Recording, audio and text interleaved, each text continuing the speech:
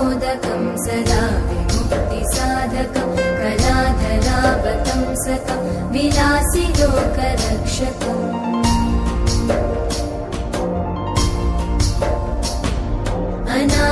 अनायकैकनायकं विनाशिते भदैत्यकं नताशुभाशुनाशकं नमामि तं विनायकम्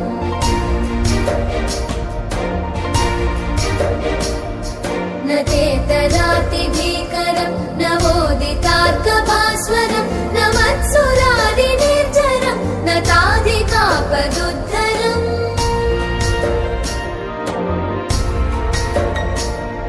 सुरेश्वरं निधीश्वरं गजेश्वरं गणेश्वरं महेश्वरं तमाश्रये परात्परं निरन्तरम्